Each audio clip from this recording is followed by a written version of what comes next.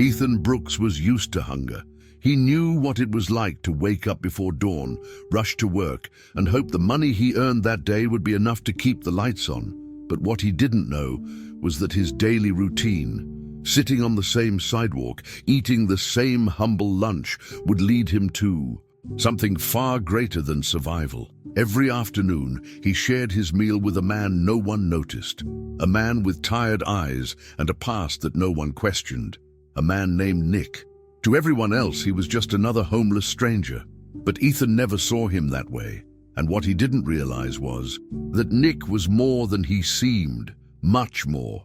Nicholas Fairchild was a man the world thought was dead, a man who once controlled an empire, only to have it stolen by those closest to him. And now he was hiding in plain sight, running from a past that refused to stay buried. But secrets never stay.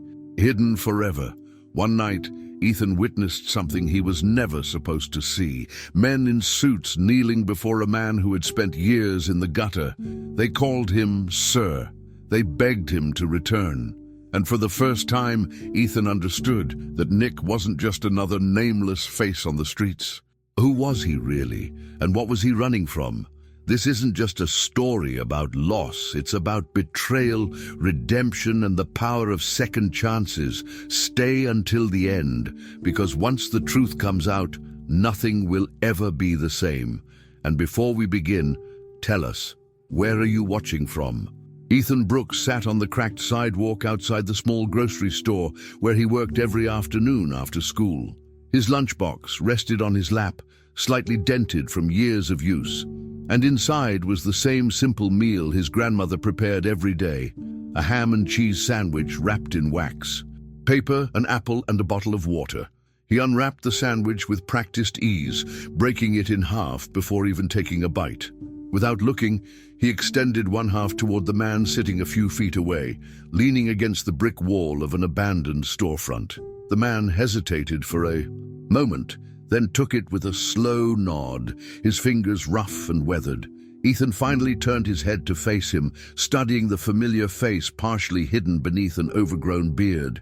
His name was Nick, or at least that was what Ethan had decided to call him. No one knew much about the man who had taken residence on that corner months ago.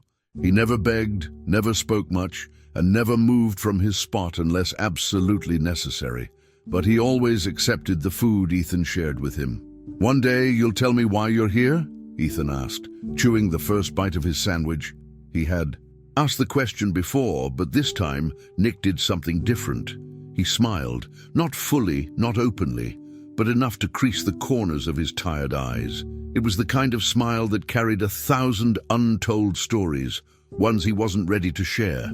Ethan had always been a curious boy, a trait his grandmother Martha often warned would get him into trouble, but he couldn't help himself. Something about Nick intrigued him. He wasn't like the other homeless people in town, those who shuffled through the streets with carts full of scraps or muttered to themselves as they wandered aimlessly. Nick was different. He was clean, well, as clean as someone living on the streets could be. His clothes, though old and worn, had once been expensive. His posture, even when slouched against the wall, had a certain dignity. And then there were his hands. They weren't the hands of a man who had spent years doing hard labor. They weren't calloused or scarred. They were hands that had once held power, hands that had signed contracts or counted money. But now they trembled when he lifted the sandwich to his mouth, as if even eating required effort. "You don't talk much," Ethan mused, watching as Nick took small, measured bites. "But I know you understand me." Nick didn't reply. He simply ate, his gaze distant, as if looking at something no one else could see. Ethan took another bite of his own sandwich, letting the silence settle between them. It was a comfortable silence, the kind that didn't need to be filled with unnecessary words. Martha didn't know about Nick. If she did, she would scold Ethan for giving away food they barely had enough of themselves. She was a strong woman, had been ever since Ethan's parents died and left him in her care. But strength didn't pay bills or put food on the table. She worked tirelessly, sewing clothes for wealthier families, her fingers stiff with arthritis, but her determination unwavering. Ethan tried to help where he could, working at the grocery store for a few extra dollars. It wasn't much, but it was enough to keep the lights on. And yet even with their own struggles, Ethan couldn't ignore the man on the corner. Something inside him refused to let Nick go hungry. "I think you used to be someone important," Ethan said suddenly, watching as Nick's jaw tensed at the words. It was the closest thing to a reaction he had ever gotten. Maybe a businessman, a doctor, a teacher. He waited, hoping for some kind of acknowledgement. But Nick simply finished his sandwich and wiped his hands on his pants. The silence stretched between them again, but this time it felt heavier, like a door had been cracked open just slightly, only to be shut again. As Ethan stood to return to work, he hesitated before pulling a second apple from his bag. He had been saving it for later, but something told him Nick needed it more. He placed it beside the man, who looked at it for a long moment before nodding in thanks. "Same time tomorrow?" Ethan asked, though he already knew the answer. Nick didn't respond, but Ethan knew he would be there. He was always there. And so, with a final glance at the mysterious man who had somehow become part of his daily routine, Ethan walked back into the grocery store, unaware that this simple act of kindness was the first thread in a much larger story, one that neither of them could yet see. Inside the store, Ethan's boss, Mr. Calloway, gave him a pointed look as he restocked a shelf of canned goods. "Still feeding that stray outside?" he asked gruffly, but there was no real malice in his tone. Mr. Calloway was rough around the edges, but he wasn't a bad man. "He's not a stray," Ethan replied, stacking the cans neatly. "He's just lost." Mr. Calloway snorted. "Aren't we all?" Ethan didn't argue. He simply continued working, his mind drifting back to Nick. Who was he really? Why did he never? Why did leave that spot? And why did it feel like he was waiting for something or someone? That night, as Ethan sat at the small kitchen table, watching his grandmother sew by the dim light of a flickering lamp, he considered asking her if she had ever heard of a man named Nick, but something held him back. Maybe it was the way she looked so tired, her hands struggling to pull the needle through the fabric. Maybe it was the unspoken rule in their house: focus on survival, not on things that don't concern you. Instead, he ate his soup quietly, his thoughts still lingering on the man in the alley. A man who had once been something more. A man who, for reasons unknown, had vanished from the world, only to reappear on the same corner every single day. Ethan didn't know it yet, but he was right. Nick wasn't just another homeless man. He wasn't just another forgotten soul lost in the shuffle of the city. He was Nicholas Fairchild, a name that once carried power, wealth, and influence, a name that had disappeared from the headlines years ago. And while Ethan saw only a man who needed a meal, others were beginning to notice his presence as well. People who had been searching for him. People who were willing to do whatever it took to find him. And soon, the quiet routine between a boy and a beggar would turn into something far more dangerous than either of them could have ever imagined. Ethan stepped out of the grocery store, rubbing the exhaustion from his eyes as he adjusted the straps of his backpack. It had been a long day, and all he wanted was to get home, eat whatever his grandmother had managed to scrape together for dinner, and rest his sore legs. But before heading home, his eyes instinctively drifted toward the corner where Nick usually sat, empty, his stomach twisted slightly. It wasn't the first time Nick had been gone when Ethan came looking, but it was happening more often lately. The man never slept in the same spot 2 nights in a row. It was something Ethan had started noticing, how Nick avoided lingering in one place, how his eyes scanned the street more often, as if expecting something or someone. He had never thought much about it, but now the pattern felt deliberate. Nick wasn't just another lost soul. He was hiding, and whatever he was hiding from, it wasn't ordinary. The thought hadn't fully settled in Ethan's mind before he saw something that made his heart stutter. Across the street, in the dim glow of a flickering street lamp, Nick was there, but he wasn't alone. A tall man in a dark suit had him by the arm, gripping tightly enough that even from a distance, Ethan could see the tension in Nick's posture. The man leaned in close, speaking low, his face partially shadowed, but his presence exuded something cold, something calculated. Nick, usually silent and composed, looked tense, his body rigid like a cornered animal. Ethan took an instinctive step forward, his hands clenching into fists. He strained to hear what was being said, but the murmurs were drowned out by the sounds of the city. Cars passing, people chattering, the distant hum of life moving on, as if nothing unusual was happening. But something about the way Nick's jaw clenched, the way his shoulders stiffened, made Ethan's pulse quicken. Then, in one sudden movement, Nick yanked his arm free and took off down the alley, disappearing into the darkness.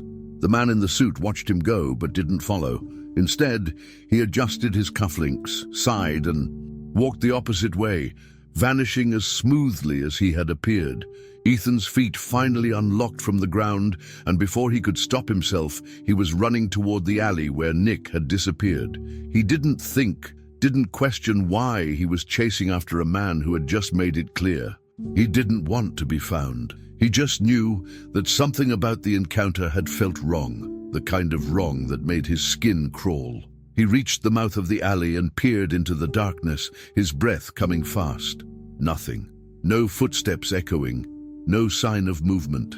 Nick was gone. Swallowing hard, Ethan turned back toward the street, his mind racing. Who was that man? And why had Nick reacted like a fugitive spotting an officer? It didn't add up. Homeless people didn't usually get harassed by men in suits. This wasn't just some rich guy irritated by the presence of a vagrant. Outside his building, this was something deeper, something dangerous. Ethan didn't sleep well that night. He tossed and turned, staring at the ceiling, replaying the scene over and over in his mind. He had known Nick for months, or at least he had thought he had known him, but now he wasn't sure. He had never asked Nick about his past, about where he had come from, because it never seemed to matter, but maybe it did. Maybe it mattered more than anything. The next morning, as soon as he finished his shift, he rushed back to the usual corner. Relief flooded through him when he saw Nick sitting there as if nothing had happened. But now Ethan saw the details he had missed before. The stiffness in Nick's shoulders, the dark circles under his eyes, the way his fingers tapped against his knee in a slow, anxious rhythm. Nick wasn't just tired, he was afraid. Ethan approached cautiously, sitting down beside him without a word. He unwrapped his sandwich, breaking it in half, but this time he didn't immediately hand Nick his share. He just held it, watching him. "You're running from something," Ethan finally said, breaking the silence. Nick let out a soft chuckle, shaking his head. "You've been watching too many detective movies, kid." But there was something forced in his tone, something that didn't quite match the usual quiet detachment he carried. Ethan wasn't buying it. "I saw you last night," he pressed, "with that man." Nick's hand, which had been reaching for the sandwich, stilled in midair. His lips parted slightly, then closed again. For the first time, Ethan saw something like real panic flicker in his eyes before it was buried beneath the usual guarded expression. "You shouldn't have," Nick murmured. He finally took the sandwich, but his grip on it was tighter than usual. Ethan watched him, waiting, but Nick didn't offer an explanation.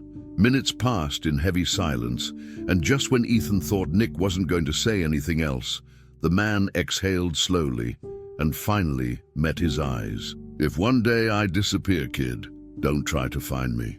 The words sent a strange chill down Ethan's spine. It wasn't a warning, it was a plea, a resignation to something inevitable. Ethan swallowed hard. "Why would you disappear?" he asked, his voice quieter now. Nick looked away. "Because some ghosts don't stay buried forever." There was no humor in his voice. This time, no deflection, just a simple truth laced with something Ethan didn't understand yet, but he would, soon enough. Ethan was stacking cans of soup on the shelf when the sudden shift in energy outside made him pause. He had spent enough time watching Nick, enough time analyzing the strange way the man moved through the world to know when something was wrong. This was one of those moments. He turned his head, slightly, peering through the wide glass window of the grocery store. Across the street, a long, sleek black limousine had pulled up to the curb, its tinted windows reflecting the city like an impenetrable mirror. It didn't belong there. It was the kind of car that belonged to billionaires, to CEOs, to men who never had to look at price tags when they walked into a place like this. Ethan's stomach twisted. The doors of the limo opened in eerie unison, and two men stepped out. They weren't just any men. They were tall, broad-shouldered, dressed in matching black suits that seemed too crisp for this part of town. They moved with the precision of people who always got what they wanted, and what they wanted, it seemed, was Nick. Ethan dropped the can he had been holding. It hit the floor with a dull thud, but he barely heard it. His gaze was locked on the two men as they walked toward the spot where Nick always sat. Nick had been sitting there when Ethan last glanced, shoulders slumped, hands folded loosely over his lap. Now he was frozen, his entire body rigid in a way Ethan had never seen before. Nick was always calm, detached, like nothing in the world could truly shake him. But now, he looked like a man who had seen a ghost. The two men stopped in front of him. For a moment, no one moved. Then, to Ethan's utter disbelief, they knelt. In broad daylight, on the filthy pavement of a forgotten street corner, these two men in perfect suits dropped to their knees in front of the homeless man. And then they spoke. "Sir Fairchild, we've finally found you," one of them said, his voice steady, reverent. "The Empire needs you." Ethan's mind struggled to catch up with what his eyes were seeing. Fairchild. He had heard that name before, he was sure of it. But right now, all he could focus on was Nick. If that was even his real name. The man who had spent months sitting outside this grocery store, eating scraps of food in silence, now had two men kneeling before him, as if he were some kind of king. Ethan barely registered the way his own breath hitched, barely noticed. The way the world outside the window seemed to slow. Nick hadn't moved. He sat there, staring down at the men, his face devoid of color. He looked trapped, suffocated by something unseen. Then, as if a switch had flipped inside him, Nick surged to his feet. It happened so fast that the two men, despite their controlled movements, hesitated. And in that hesitation, Nick turned and bolted. Ethan barely had time to react before the scene dissolved into chaos. The men scrambled to their feet, shouting something Ethan couldn't hear. But Nick was fast. Too fast for someone who lived on the streets, for someone who supposedly had nothing left.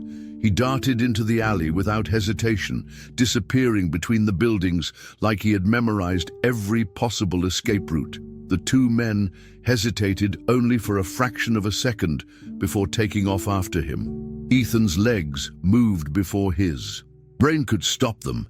He pushed past the swinging door of the grocery store and stepped outside, heart hammering.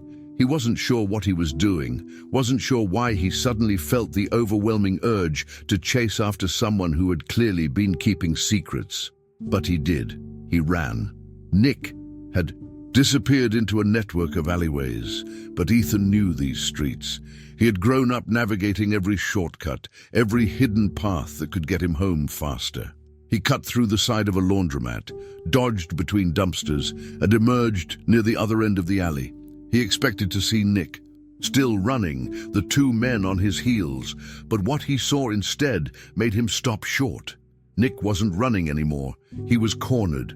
The men had caught up, standing in front of him, blocking his only exit.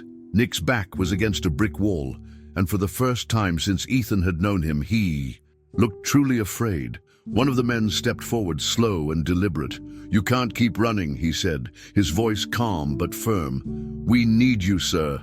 Nick's hands curled into fists at his sides, his entire body taut like a coiled spring. He wasn't just panicking, he was calculating. Ethan could see it in the way his eyes darted, searching for something, anything. Then, suddenly Nick moved. In a single fluid motion, he grabbed a metal trash can lid and hurled it toward the men. They flinched, just enough. Nick lunged past them, shoving one aside before darting through a gap between buildings. By the time they regained their footing, he was gone. One of the men swore under his breath. The other let out a frustrated sigh. "We'll find him again," he muttered. "He has nowhere left to go." Ethan ducked behind the dumpster before they could see him. His chest was rising and falling. Too fast, his thoughts spinning wildly. He had seen a lot of strange things in his life, but this was something else. Nicholas Fairchild, wasn't just a homeless man. He was someone important, someone powerful, someone being hunted. Ethan's fingers curled against the rough brick of the wall. As he whispered to himself, voice barely above a breath, "Who the hell are you, Nick?" Ethan sat at the small kitchen table, his fingers drumming impatiently against the side of his phone. His grandmother was in the other room, humming softly as she sewed, oblivious to the storm of thoughts raging inside his head. He had barely touched his dinner. His mind was elsewhere, trapped in the image of two men in suits kneeling before a man the city had forgotten, Nicholas Fairchild. The name echoed in his mind, a puzzle piece that didn't fit the picture he thought he knew. He exhaled sharply and unlocked his phone. If no one was going to tell him the truth, he would find it himself. He opened the browser, hesitated for just a moment, then typed the name, Nicholas Fairchild. The screen loaded, and in an instant, the world he knew shifted. Headlines filled the screen. Nicholas Fairchild, the billionaire who vanished without a trace. The fall of Fairchild Industries, a fortune lost. Overnight, was Nicholas Fairchild murdered? 5 years and no answers. Ethan's pulse pounded as he clicked the first article. The story unfolded in crisp black letters against the glow of his phone. Nicholas Fairchild had been one of the wealthiest men in the country, a business magnate, a visionary, praised for his brilliance, feared for his ruthlessness. He had built an empire, a financial empire that stretched across industries, controlling companies Ethan had heard of, but never paid attention to. Then, 5 years ago, he disappeared. No warnings, no explanations. One day, he was everywhere. The next, gone. Investigations were launched. Speculations ran wild. Some believed he had faked his death. Others claimed he had been assassinated. His company crumbled without him. His fortune vanished into legal battles. And yet there he was, sitting outside a grocery store, eating Ethan's leftover sandwiches. Ethan's stomach tightened as he scrolled through more articles, his hands trembling slightly. There were photos. Older, grainy ones. Nicholas Fairchild in tailored suits, standing at press conferences, shaking hands with politicians, boarding private jets. The man in those images didn't look anything like Nick. That Nicholas Fairchild was polished, powerful, untouchable. But then Ethan found a newer picture, a digitally enhanced version of an old surveillance shot. His breath caught. There he was. The beard was shorter, the hair not as unruly, but it was him. Ethan's mouth went dry. He set the phone down and rubbed his face with both hands. It didn't make sense. Why would a man with that kind of wealth and power choose to live on the streets? Why would he throw it all away? And more importantly, why was he running? The next day, Ethan didn't waste time. The moment his shift ended, he went straight to Nick's usual spot. To his relief, the man was there, sitting in his normal slouched posture, staring at nothing in particular. But now Ethan saw him differently. He wasn't just a homeless man. He was someone who had once held the world in his hands, and for reasons unknown, had let it all slip away. Ethan dropped his backpack to the ground and sat down beside him. Nick glanced at him but said nothing. Ethan pulled out his phone and turned the screen toward him. The headline was still visible. Nicholas Fairchild, the billionaire who vanished. Without a trace. Nick's eyes flickered over the words. If he was surprised, he didn't show it. He exhaled slowly and looked away. "You're him," Ethan said, his voice barely above a whisper. "Aren't you?" Nick didn't answer right away. He stared down at his hands, rubbing his fingers together, as if debating whether or not to respond. Ethan watched him, heart hammering, waiting for confirmation, for denial, for anything. But when Nick finally spoke, it wasn't what he expected. "Curiosity is a dangerous thing, kid." His voice was quiet, controlled. "It gets people into trouble." Ethan frowned. "I don't care about trouble. I just want the truth." Nick sighed, rubbing a hand over his face before leaning back against the wall. "Truth," he repeated, almost to himself. "Everyone thinks they want the truth until they hear it." Ethan clenched his jaw. "I'm not just anyone." Nick gave him a tired look. "No, you're not." Silence stretched between them, heavy, thick with unsaid words. Finally Nick spoke again, but his voice was softer this time, almost resigned. "Some secrets are better left buried, kid." Ethan's frustration flared. "But why?" he demanded. "You had everything. Money, power. Hell, you had people kneeling in front of you yesterday begging you to come back, and instead you ran. Why?" Nick didn't flinch. "Because I know what happens when you go back to something you should have left behind." His tone was final, but Ethan wasn't ready to let it go. "Are you in danger?" Ethan asked, lowering his voice. Nick's lips pressed into a thin line, and for a brief second, something flashed across his eyes, something Ethan couldn't quite place. It wasn't fear. It was something deeper. "It's not about me," Nick finally said. "It's about the things people will do to keep power."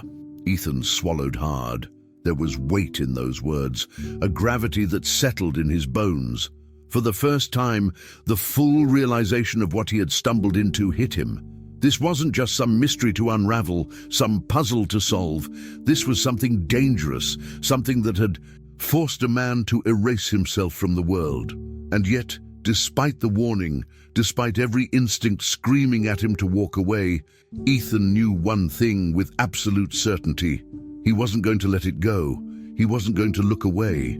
Because no matter how deeply Nick wanted his past to stay buried, the truth was clawing its way to the surface. And Ethan, he was going to be there when it finally came out. Ethan pushed the door open with more force than necessary, his backpack slung carelessly over one shoulder. His head was still spinning from everything he had uncovered about Nick, but all of it vanished the moment he saw his grandmother. Martha was slumped over the small kitchen table, her trembling fingers gripping a half-sewn piece of fabric. Her breathing was labored, shallow, and her skin had a pallor that made Ethan's stomach clench. He dropped his bag instantly and rushed to her side. "Grandma," his voice cracked as he gently shook her shoulder. She didn't respond right away. Instead, she exhaled slowly, as if the simple act of breathing had become too much effort. Then, with great difficulty, she looked up at him and tried to smile. "I'm fine, sweetheart," she murmured, her voice barely above a whisper. But she wasn't fine. She was anything but fine. Ethan wasn't a fool. He had noticed the signs before, how she moved slower, how she winced when she thought he wasn't looking, how she barely ate anymore. But every time he asked, she waved it off, told him it was just old age, just exhaustion from work. And he believed her. Or maybe he just wanted to. But now, looking at her, barely able to hold herself up, her lips dry and her hands trembling, there was no more denying it. Something was wrong, badly wrong. "We're going to the hospital," he said firmly, already reaching for her arm to help her up. Martha shook her head weakly. "No, Ethan, we don't have the money for—" "I don't care about money." His voice came out louder than he intended, and for the first time he saw something in her eyes that scared him more than anything. Resignation, as if she had already accepted whatever this was, as if she had already decided how it would end. It took everything in Ethan to keep himself together as they made their way to the hospital. He had never seen his grandmother this week before, and the fear that gripped his chest was unlike anything he had ever felt. When they arrived, the nurses barely let him speak before rushing Martha away on a gurney. Ethan stood frozen in the middle of the hospital hallway, his fists clenched at his sides, his breath coming too fast. He had no idea what was happening. He had no idea if she was going to be okay. And worst of all, he had no idea what he was supposed to do. Minutes turned into an hour. An hour turned into 3. Finally, a doctor approached him, holding a clipboard and wearing the kind of expression that made Ethan's legs feel weak before the man even spoke. "Are you her only family?" the doctor asked. Ethan nodded stiffly. "What's wrong with her?" The doctor sighed, glancing at the papers in his hands before looking back at him. "It's advanced heart failure," he said gently. "She's been sick for a long time." The words hit Ethan like a physical blow. Heart failure. A long time. He wanted to argue, to tell the doctor he was wrong, that there was no way Martha had been sick, without him knowing. But deep down, he knew. He had known something was off for months, maybe longer, and he had ignored it. Because if he ignored it, it wasn't real. But it was real, and it was too late. "How long does she have?" Ethan forced himself to ask, his throat dry. The doctor hesitated before answering. "A few months, maybe less." The room tilted slightly. Ethan felt like the ground beneath him had cracked open, like the world had shifted, and he had been left standing on the edge of something he didn't know how to survive. His grandmother, the only family he had left, was dying, and there was nothing he could do about it. He found her in the hospital bed, looking smaller than he had ever seen her. She smiled when she saw him, but it wasn't the kind of smile that brought comfort. It was the kind of smile people gave when they didn't want you to worry, even when there was every reason to. "It's okay, Ethan," she whispered as he sat beside her. "I've lived a good life." His hands curled into fists on his lap. "Don't say that. Don't act like this is already over." She reached out, placing a frail hand over his. "It's not over yet, but it would be soon." He could see it in her eyes, and he hated it. He hated that he couldn't fix this, hated that no matter how hard he worked, no matter how much he fought, there was nothing he could do to stop it. He needed money for treatment, for medicine, but he didn't have any. They barely had enough to survive as it was.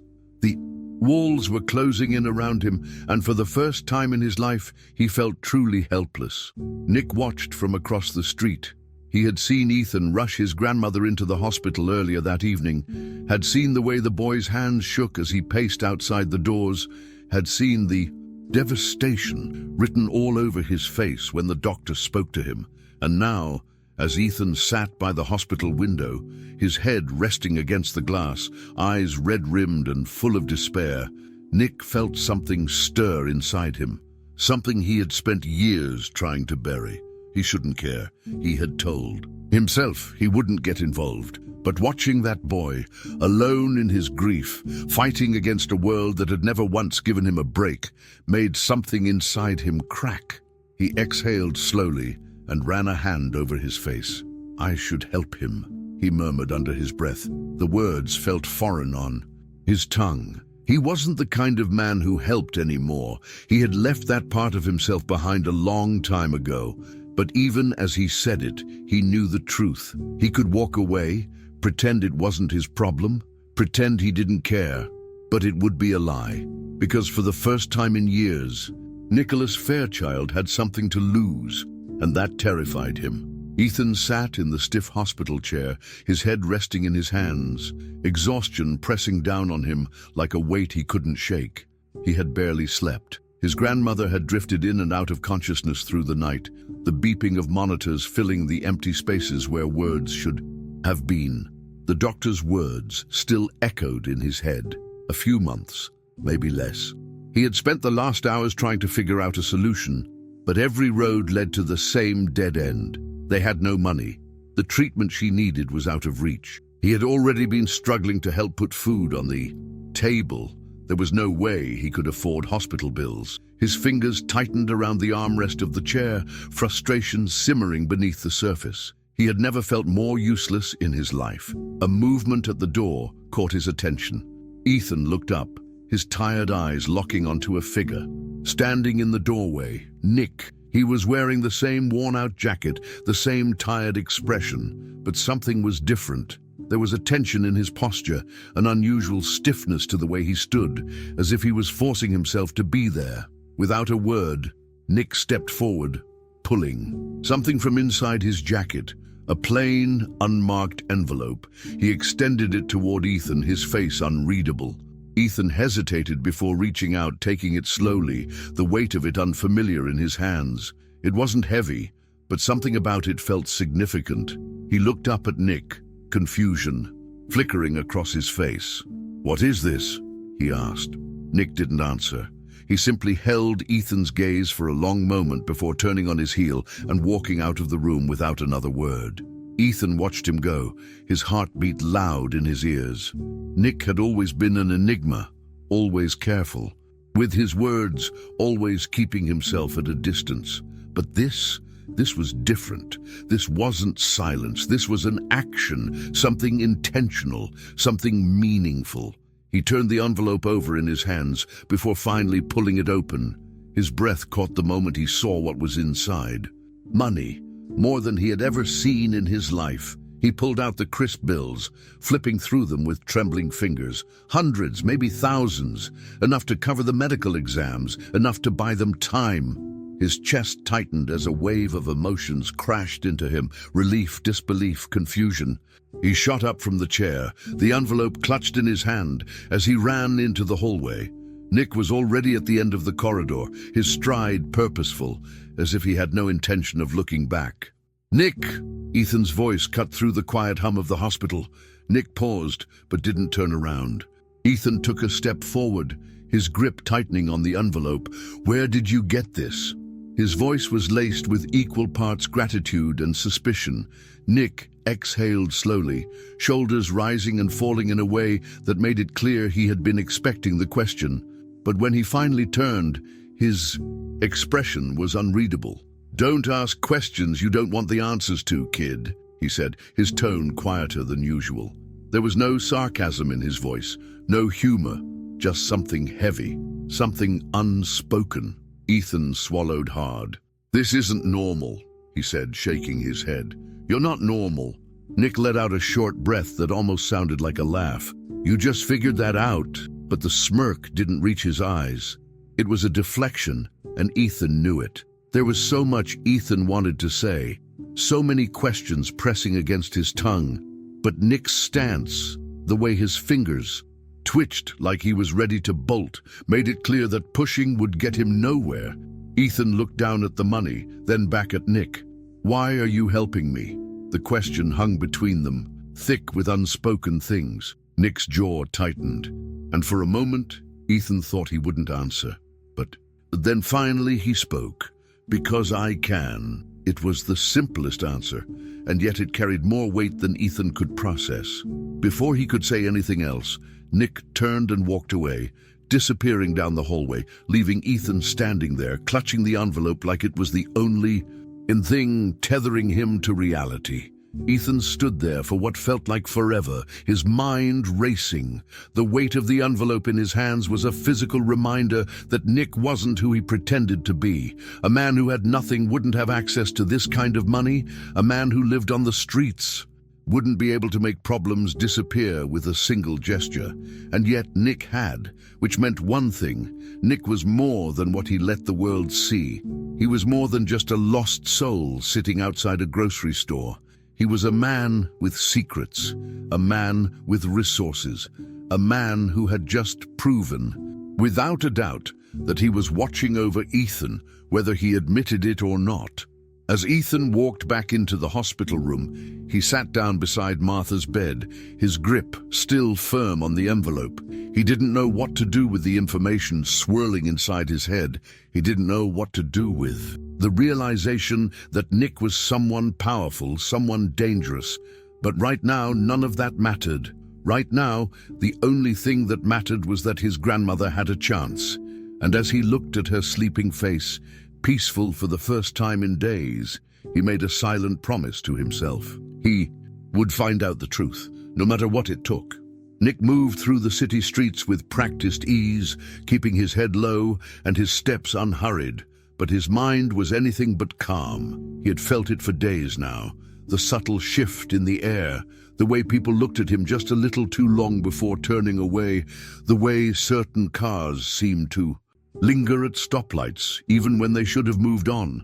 He was being watched. He had spent years perfecting the art of disappearing, of blending into the background, of becoming nothing more than a forgotten shadow in a world that had once worshipped his name. But the past had a way of clawing back into the present, and now it was here, circling him like a predator waiting for the right moment to strike. He had lingered too long. He had gotten involved, and now he was paying the price. He had planned to leave the city that night, to disappear once more before the walls closed in.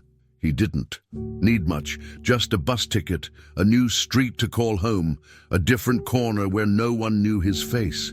He had done it before. But just as he was about to slip through the alley leading to the terminal, a voice stopped him in his tracks. "If you run now, I'll never know why you helped me." The words were simple, but they cut deeper than Nick expected. He turned slowly, already knowing who he would see. Ethan stood a few feet away, hands clenched into fists at his sides, his face set in a mixture of frustration and determination. Nick had been avoiding this moment, avoiding the truth that had been hanging between them since the moment he had handed over that envelope. But Ethan wasn't letting him go without an answer. Nick sighed, dragging a hand over his face. "Kid, you don't know what you're asking," he said, his voice rougher than usual. "You think you want the truth, but you don't." "Not really." Ethan took a step closer, his eyes searching Nick's face for something, anything, that would make sense of the man standing in front of him. "Then let me decide that," he shot back. "You think I haven't figured out that you're running from something? That you're not just some guy who ended up on the streets? People don't kneel for men who have nothing, Nick. They kneel for kings." Nick flinched at the word. He had never wanted to be a king. He had never wanted the power that came with his name, the weight of expectations, the greed, the corruption that had surrounded him like vultures since the moment he had inherited everything. And yet, here he was, being dragged back into a world he had fought so hard to escape.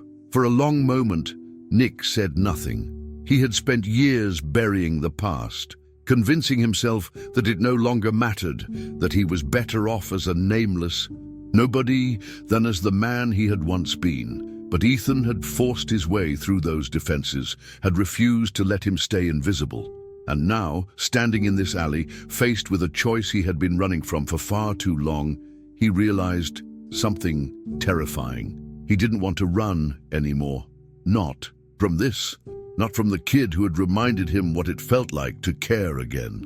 Nick exhaled, long and slow, and when he finally spoke, his voice carried a weight that hadn't been there before. "All right, kid," he said quietly, closing his eyes for a brief second before meeting Ethan's gaze. Don't tell you who I am." Ethan didn't move, didn't even breathe. He had spent days chasing this moment, pushing for answers, demanding the truth. But now that it was here, now that Nick was finally willing to speak, he felt something twist in his stomach. This wasn't just some game. This wasn't just satisfying his curiosity. Whatever Nick was about to say would change everything. Nick glanced around, his instinct still screaming at him to run, to disappear, to let the past stay buried. But there was something in Ethan's eyes that anchored him in place. Something that reminded him of the man he used to be, before everything fell apart. He took a step closer, lowering his voice. "The name Fairchild," he started. The words, tasting foreign after so long, used to mean something. It used to mean power, money, control. "My father built an empire, and when he died, it fell to me." He paused, watching the way Ethan's expression shifted, the realization sinking in. "I didn't want it," Nick admitted, "but wanting it didn't matter, because once you're in that world, you don't get to walk away." Ethan swallowed hard, gripping the edge of his jacket as if grounding himself. "So what happened?" he asked. "Why did you leave?" Nick hesitated. There were things he couldn't say, things that were still too dangerous, too raw. "Let's just say," he murmured, "there are people who don't take no for an answer." He let the implications settle, watching as Ethan connected the pieces. "I was supposed to be dead," Nick continued. "I made sure the world thought I was. But now He glanced down the alley, toward the city that had once been his kingdom. Now, someone wants me back, and I can't let that happen. Ethan exhaled sharply, his mind spinning. This wasn't just about some rich guy who got tired of his life and ran away. This was bigger, this was dangerous. But as he looked at Nick, standing there with the weight of an entire empire pressing down on him, he realized something else. Nick wasn't just running for himself. He was running because staying meant something worse than disappearing. And yet, he had stayed for Ethan. He had helped him, knowing full well it could put him at risk. Ethan's grip on the envelope in his pocket tightened. "So what happens now?" he asked, his voice quieter this time. Nick let out a slow breath. "Now," he said, "I have to decide if I keep running or if I finally stop." Nick sat on the edge of a rusted bench, his posture rigid, his fingers interlaced as if he were holding something fragile. Ethan stood a few feet away, arms crossed, his mind still struggling to process the weight of the confession he had just heard. Nicholas Fairchild wasn't just a runaway billionaire. He was a man who had been erased, a man who had been hunted, a man who had chosen exile over power. Ethan didn't understand it, not completely, not yet, but he knew one thing. Nick wasn't just hiding from his past. He was running from something that still had its claws in him. "You keep saying you had to disappear," Ethan said, stepping closer, "that you had no choice. But why? If you had all that money, all that power, why didn't you fight back?" Nick exhaled, slow and controlled, but his fingers tightened around themselves. "Because power doesn't work the way you think it does. Kid, the people who have it don't just let you walk away." Ethan shook his head, frustration burning behind his eyes. "You're telling me you just gave up? That you let them take everything from you?" Nick let out a bitter laugh, one that didn't hold an ounce of humor. "You think I had a choice?" His gaze flickered toward Ethan, and for the first time, the exhaustion in his eyes wasn't just physical. It was the weight of a man who had lost everything. "My brother didn't just take my company. He took my life. He made sure the world thought I was dead. He made sure there was nothing left of Nicholas Fairchild except a name people whispered about in past tense." Ethan hesitated. "Gregory," he said, testing the name on his tongue. Nick's jaw tightened. "Gregory." There was something sharp in the way he said it, a bitterness that ran deeper than betrayal. He wasn't just trying to take control of Fairchild Industries. He was making sure I couldn't take it back. Ethan swallowed hard, piecing together the parts of a story he hadn't realized he had been chasing since the day he met Nick. "So, what happened?" he asked, voice quieter now. Nick leaned back against the bench, his gaze distant. "I should have seen it coming," he admitted. "I knew Gregory always wanted more control, more power. He resented the way our father handed everything to me. But I never thought—" He trailed off, shaking his head. "I never thought he'd try to have me killed." Ethan felt a cold weight settle in his stomach. This wasn't just a business rivalry. This was something much darker. "How?" he asked. "How did he do it?" Nick exhaled slowly, the memory pressing against his ribs like a vice. "It was supposed to be a car accident," he said. "A clean one. No questions, no investigation, just a tragedy. A billionaire who drove too fast one night and never made it home." He let out a breath that sounded almost like a scoff. "Except I survived." Ethan's eyes widened, his pulse kicking up. "How?" Nick's gaze darkened, flickering with something old and raw. "I got lucky," he admitted. "Or maybe Gregory got sloppy. Either way, I woke up in a hospital 3 towns away. No ID, no name, just a body full of bruises and a fractured skull. And by the time I realized what had happened, the news was already out. Nicholas Fairchild was dead." He spread his hands, his smile empty. "So I stayed." "That way?" Ethan tried to wrap his mind around it. "You didn't try to fight back?" Nick gave him a look that was equal parts amusement and exhaustion. "Fight back with what? No money, no identity, no allies?" "Gregory made sure I had nothing left. The second I showed my face, he'd make sure the next. Attempt wasn't a mistake." He let his head tilt back, staring at the sky. "So I did the only thing I could. I disappeared." Ethan studied him, his mind racing. "So all this time," he murmured, "you weren't just some guy running from a mistake. You were a dead man walking." Nick let out a quiet laugh. "Pretty much." The weight of it settled between them, thick and suffocating. Ethan had spent months watching Nick, wondering about his past, questioning why a man like him ended up on the streets. Now he knew. Now he understood. And yet, one question still gnawed at him, refusing to let go. "Then tell me something," Ethan said, stepping closer. "If you're a billionaire, if you had everything, why the hell did you choose to starve?" Nick's expression shifted. Something old and heavy crossed his face, something he had been carrying long before he ever met Ethan. "Because I preferred being poor and free," he murmured, "over being rich and a prisoner of my own name." Ethan felt his throat tighten. He had expected an answer, but not that one. Not the quiet resignation behind it. Not the understanding that settled deep in his bones. Nick had been hunted. Nick had been stripped of everything, but what no one had taken from him was his choice. And when faced with the decision between power and freedom, he had chosen freedom, even if it meant losing everything, even if it meant sitting on a cold sidewalk day after day, eating half of a sandwich offered by a 12-year-old kid who didn't even know his name. Ethan swallowed hard. "That's not fair," he muttered. Nick let out a soft breath. "Nothing ever is." The words hung between them, heavy with the weight of a past that couldn't be erased. For a long time, neither of them spoke. Then finally, Ethan broke the silence. "So what happens now?" Nick didn't answer right away. He looked at Ethan, really looked at him, and for the first time in years, he wasn't thinking about running. He wasn't thinking about disappearing. He was thinking about something he hadn't allowed himself to consider in a long time. A future. "I don't know," he admitted, and for the first time that answer didn't scare him. Ethan's hands were shaking when he answered the phone.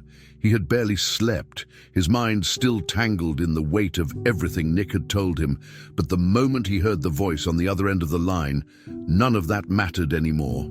It was the hospital, and the nurse's tone told him everything before she even finished speaking. "Ethan, your grandmother's condition has worsened. You need to come now." His breath hitched. His legs felt unsteady beneath him. He mumbled something, he wasn't even sure what, and then he was running. His thoughts were a mess of panic and fear, but a thing cut through the haze. She was dying, and there was nothing he could do to stop it. By the time he reached the hospital, his chest was tight with exhaustion, but he didn't stop.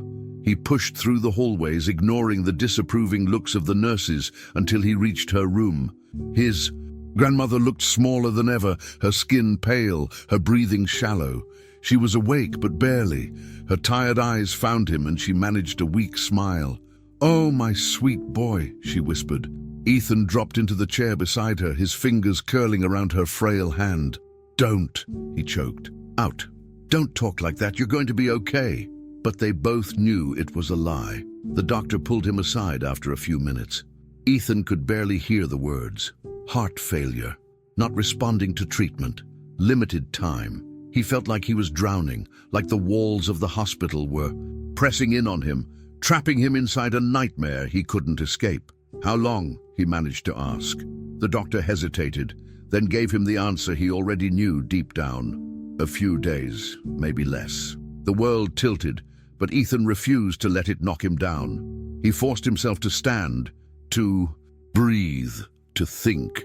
He needed money for better care. He needed something, anything that could buy more time. And suddenly, he knew exactly where to go. Nick barely had time to react before Ethan grabbed him by the jacket and shoved him against the brick wall of the alley. "You have to help me," Ethan pleaded, his voice raw. "You have money. You can fix this. I know you can." Nick didn't push him away. He just looked at Ethan, at the tears in his eyes, at the desperation in his voice, and something inside him cracked. He had been running for so long, convincing himself that nothing mattered, that no one mattered. But this kid, this stubborn, fearless kid, had seen through him from the start. And now he was standing in front of him, begging him to be the man he used to be. Nick exhaled sharply, running a hand through his hair. He knew what helping Ethan meant. It meant stepping out of the shadows. It meant putting a target on his back. It meant walking straight into the world he had spent 5 years trying to escape. "Damn it, kid," he muttered. "You really don't know when to quit." Ethan's grip on his jacket didn't loosen. "I don't have time for this, Nick. Either you help me or what?" Nick interrupted, his voice softer than Ethan expected. "You'll hate me," he sighed, shaking his head. "That's not what scares me." Ethan frowned, confused. "Then what does?" Nick closed his eyes for a moment, as if bracing himself for the words that came next. "That if I do this, I might not be able to walk away again." Ethan didn't understand the full weight of that statement, but he didn't care. All that mattered was saving his grandmother. "Then don't walk away," he said, his voice quieter now. "Stay. Fight." Nick let out a bitter chuckle. "Easier said than done, kid." But something had shifted in his eyes. A decision had been made. He took a deep breath, rolling his shoulders back as if shedding the weight of the past 5 years. Then, without another word, he turned and walked away. Ethan stood there, watching him go, his heart pounding. Had he just made a mistake? Had he just pushed Nick too far? But an hour later, when Nick returned, Ethan had his answer. For the first time in years, Nicholas Fairchild was wearing a suit. It wasn't the pristine, custom-tailored kind he used to wear, but it fit him well enough, and when he adjusted the cuffs and straightened his tie, he looked like someone who had never truly forgotten what it meant to walk in those shoes. He met Ethan's eyes, something unspoken passing between them. Then, with a small, almost resigned smile, he said, "You saved me, kid. Now it's my turn to save you." The doors of the Fairchild Tower swung open, and for the first time in 5 years, Nicholas Fairchild stepped back into the world that had once belonged to him. He had expected a reaction, but nothing could have prepared him for the sheer magnitude of the impact his presence had. Conversations halted mid-sentence. The clinking of glasses in the lobby bar stopped. A receptionist gasped, dropping her pen, her hands covering her mouth in shock. It was as if a ghost had just walked through the front doors. And in a way, one had. For 5 years, Nicholas Fairchild had been a name whispered in past tense, a legend of Wall Street, a mystery no one had solved. Some believed he had been murdered. Others thought he had simply lost his mind and disappeared.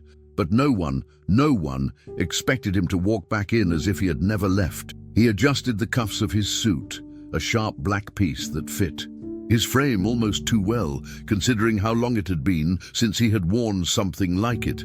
But he had never forgotten how to dress like a Fairchild. He had never forgotten how to move with the quiet authority that had once made him untouchable. He could feel the weight of every pair of eyes in the room on him, the disbelief, the unease. But he wasn't here to ease their curiosity.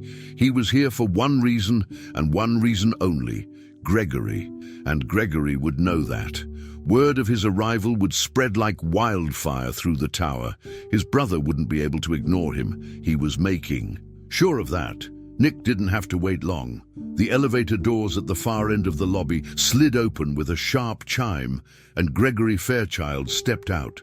His tailored suit was pristine, his silver cufflinks gleaming under the bright lights. His face, however, was a mask of barely controlled rage. The kind of rage that came from seeing a problem he had long thought dead, suddenly resurrected before his eyes. Their gazes locked across the room, and for a moment, neither man moved. Then, with slow, measured steps, Gregory made his way toward his brother. The room was silent. No one dared breathe. Too loudly. No one dared interrupt what was about to unfold. Nick allowed himself the smallest smirk as his brother stopped just inches away from him. "You look like you've seen a ghost, Greg," he said, his voice smooth, unshaken. Gregory's jaw clenched. "You should be dead," he bit out, voice low, laced with something dangerous. Nick tilted his head slightly, amusement flickering in his eyes. "You tried," he murmured. "Didn't stick." A muscle ticked in Gregory's cheek, but he schooled his features quickly. He had always been good at hiding his emotions. It was what had made him so dangerous. "I don't know what game you think you're playing," Gregory said, keeping his tone even. "But walking in here like this, bold, stupid but bold." Nick's smirk didn't waver. "It's not a game, Greg," he said, voice turning colder. "I'm taking back what's mine." A flicker of something unreadable passed through Gregory's eyes, but it was gone before Nick could place it. His brother had always been calculating, always thinking 10 moves ahead, and that was what made this battle so dangerous. Nick knew this wasn't going to be a simple fight for control. This was war, and Gregory, he had been ruling the empire alone for 5 years. He wasn't going to let go easily. Gregory's lips curled into something that wasn't quite a smile. "You think you can just walk back in and reclaim your throne?" he asked, tilting his head. "You've been gone a long time, brother." The world moved on. Nick's expression didn't change. "No, Greg, you moved on. You built your little empire on a lie, and now I'm here to tear it down." The temperature between them dropped. The tension was thick enough to suffocate the room.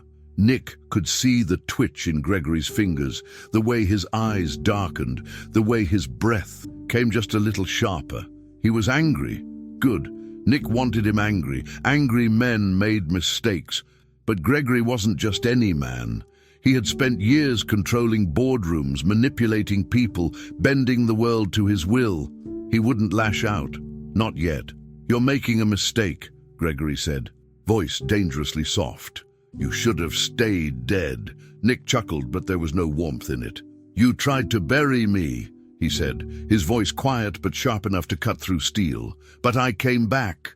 The entire room was frozen, caught in the eye of the storm. Employees and executives, receptionists and assistants. Every single person in the building had heard the stories. Every single person had whispered about the mystery of Nicholas Fairchild and assistants. Every single person in the building had heard the stories. Every single person had whispered about the mystery of Nicholas Fairchild. And now he was standing right there, telling the world that the fight wasn't over. Gregory stepped even closer, his voice dropping to a whisper only Nick could hear. "You have no idea what you've just done," he murmured. Nick's smirk deepened. "Oh, I know exactly what I've done," he murmured back.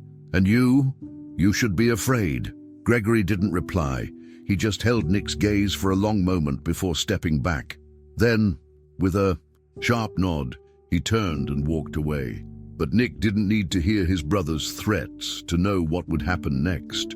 Gregory Fairchild wasn't going to let him walk away from this unscathed. No, his brother was going to destroy him, and this time he would make sure there were no mistakes. Nick exhaled slowly, rolling his shoulders back. He had made his move. He had stepped back into the light, and now the real battle began. Nick sat at the edge of his hotel room, staring at the newspaper spread across the table.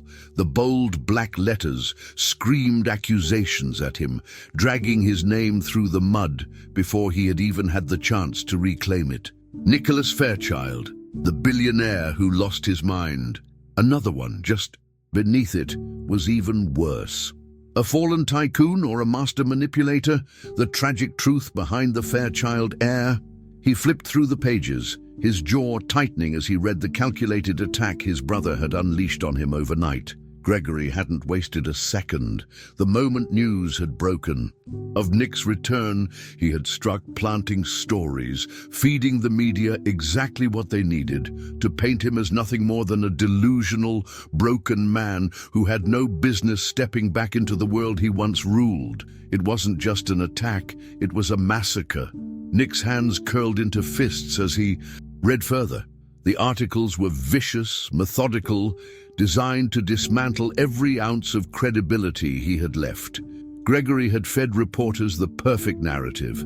A man unfit to lead, a man who had crumbled under pressure, a man who had spent 5 years wandering the streets, not because he was in hiding, but because he was mentally unstable. Nick could almost hear his brother's voice behind the words. Nicholas was always troubled, Gregory had probably told them. Losing our father was too much for him. He couldn't handle the responsibility. We did everything we could to help him, but in the end he chose to live as a ghost. The worst part, the media had swallowed it whole. Nick could already see the damage rippling outward.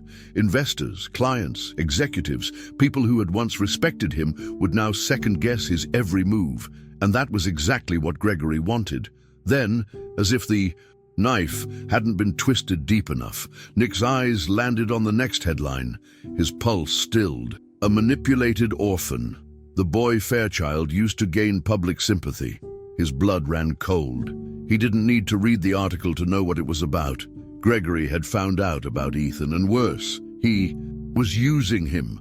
His fingers gripped the paper so tightly that it crumpled beneath his touch. Gregory had crossed a line. This wasn't just about the company anymore.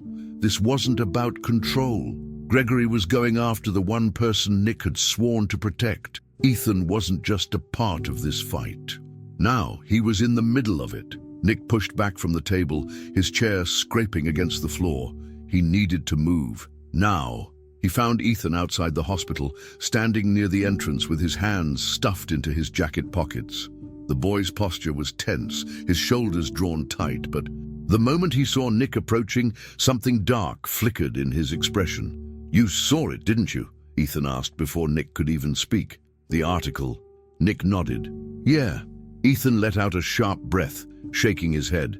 "He's saying I was just some pawn, that you used me to make people feel sorry for you." There was anger in his voice, but beneath it Nick could hear something worse, hurt. Nick had seen firsthand how hard Ethan fought to stand on his own, to prove he didn't need anyone's pity. And now, Gregory was twisting that, making it seem as if he had never been anything more than a tool. Nick took a step closer, his voice steady. "You know that's not true." Ethan's jaw clenched. "Doesn't matter what I know. The whole damn world thinks it is." Nick exhaled, forcing himself to keep his emotions in check. This was exactly what Gregory wanted, to make him lose control, to make him reckless. He had spent 5 years in the shadows, learning how to stay alive, how to survive in a world that had tried to erase him. He wasn't about to let Gregory dictate his next move. "He's afraid," Nick said finally. "If he wasn't, he wouldn't be doing this." Ethan scoffed. "Yeah, well, he sure doesn't look scared when every news outlet is running his version of the story." Nick's lips pressed into a thin line. "That's because he knows how to play the game. But he made a mistake." Ethan raised an eyebrow. "Yeah? What's that?" Nick met his gaze, his expression unreadable. "He underestimated me." For the first time since he had walked back into his old life, Nick felt something shift inside him. Gregory had spent 5 years controlling the narrative, but Nick wasn't the same man who had been forced to disappear. He had survived things Gregory couldn't even imagine. He had rebuilt himself from nothing, had clawed his way back from the edge of oblivion. And now he wasn't just fighting for himself, he was fighting for Ethan, for Martha, for every single person his brother had tried to crush under his heel. "We hit back," Nick said, his voice firm, "but we do it smart. If we let him control the story, we lose." Ethan studied him, searching his face for something. Then finally he nodded. "So what's the plan?" Nick's gaze hardened. "We show the world exactly who Gregory Fairchild really is." Nick turned away, already pulling out his phone. He had stayed hidden for too long. He had let Gregory rewrite history, let him mold the truth into whatever shape fit his needs, but no more. Nick had spent years letting people believe he was gone. Now he was going to remind them who he was. He was Nicholas Fairchild, and he wasn't running anymore. Ethan sat beside Martha's hospital bed, his fingers curled tightly around hers, as if holding on hard enough could keep her here. But he knew better. The machines around her beeped in slow, steady rhythms, but they weren't comforting anymore. They were just reminders that time was slipping away. Second by second, breath by breath, her skin was paper-thin beneath his touch, fragile in a way that made his chest ache. He had known this was coming. The doctors had told him. He had seen it in her tired eyes, heard it in her voice when she spoke, softer now than ever before. But knowing and accepting were two very different things, and he wasn't ready to accept this. He wasn't ready to say goodbye. Martha's lips curved into a small, weary smile as she opened her eyes, looking at him like he was still the little boy she had raised, the one who had come to her after his parents died, lost and broken. "You're strong, my boy," she whispered, her voice barely more than a breath. "Never forget that." Ethan swallowed hard, his throat burning, but he forced himself to nod. He had to be strong for her. She needed to believe he would be okay, even if he didn't know how to be. He squeezed her hand gently, blinking back the tears that threatened to spill. "I won't," he promised, his voice shaking. "I won't forget." Nick stood a few feet away, his posture tense, his face unreadable. He had never been good at moments like this, at grief and goodbyes. He had seen too much of both in his life, had spent too many years pretending not to care. But looking at Ethan now, at the way the boy clung to the last moments he had left with the only family he had ever known, something inside him cracked. He had never had this, not really. When his own father had died, there had no quiet goodbyes, no final words of love, just lawyers, board meetings, and a brother sharpening his knives behind his back. And yet, Martha had given Ethan something different, something real, and now she was asking him for one last thing. Martha turned her head slightly, her gaze finding Nick. She studied him for a long moment, as if searching for something in his eyes. Then, with what little strength she had left, she lifted her hand, reaching for him. Nick hesitated for only a second before stepping forward, taking her frail fingers in his own. Her grip was weak, but her intent was strong. "Take care of him," she whispered. "Please." Her voice was soft, but there was no mistaking the urgency in it. This wasn't just a request, it was her final wish.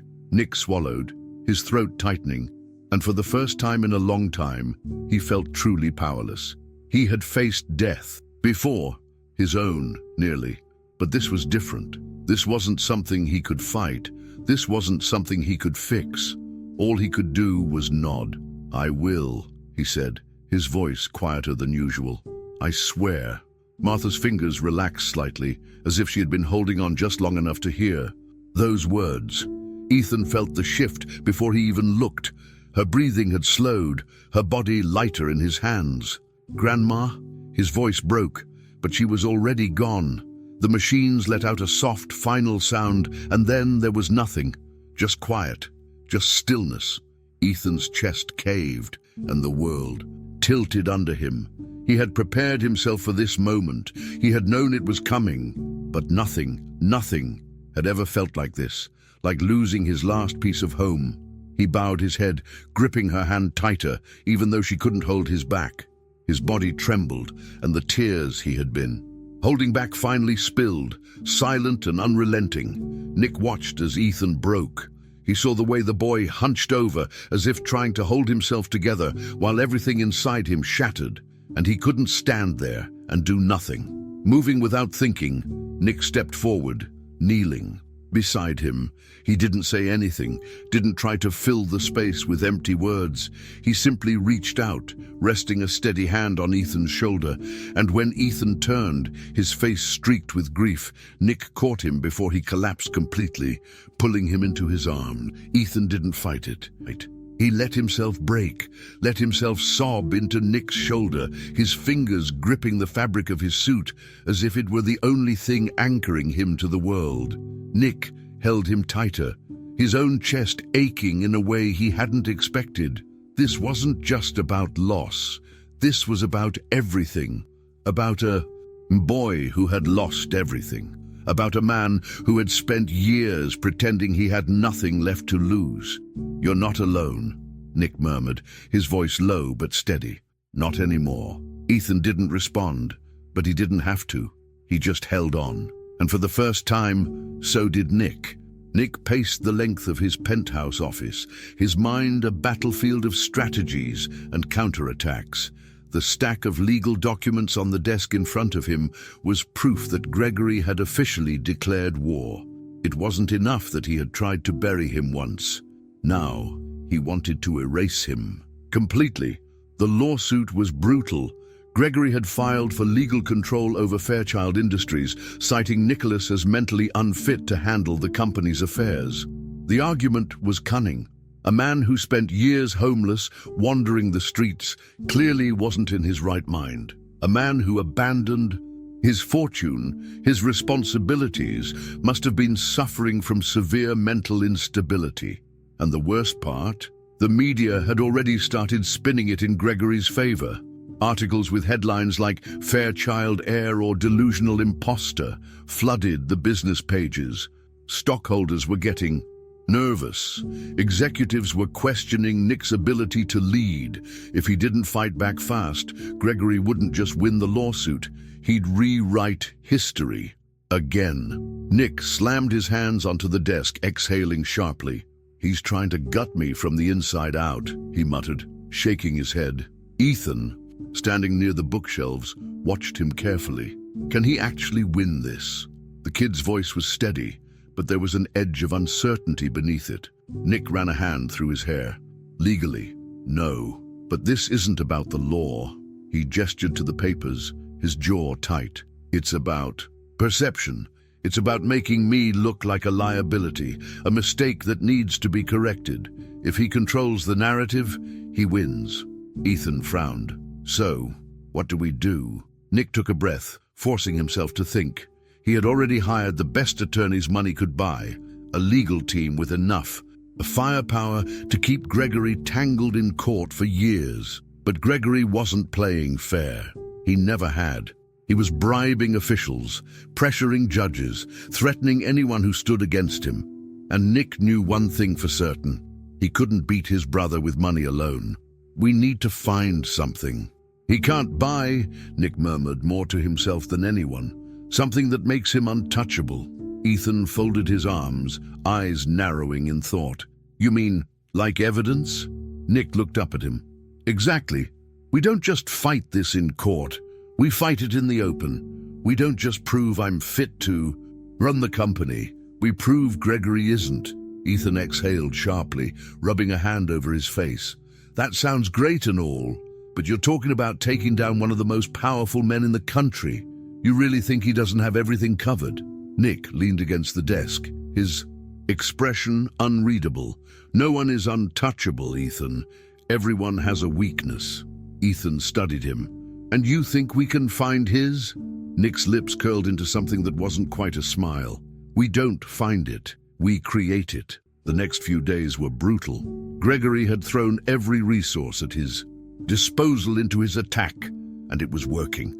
More executives were pulling their support from Nick. Judges who had once been impartial were suddenly hesitant to move forward with his countersuit. Witnesses that could have testified in Nick's favor were vanishing, backing out under mysterious circumstances. One of the lawyers Nick had hired received an anonymous call in the middle of the night. A warning. The message was clear: drop the case or suffer the consequences. Nick had expected Gregory to fight dirty, but even he hadn't anticipated how quickly his brother would move. He was trying to shut Nick down before he even had a chance to retaliate, and that meant they were running out of time. Ethan watched the news on his phone, scrolling through headlines that only seemed to get worse. Gregory Fairchild defends his family's legacy against disgraced brother. Fairchild Industries board members show support for Gregory amid legal battle. He clenched his jaw. "This is insane," he muttered. "How can he just do this? Doesn't anyone care about the truth?"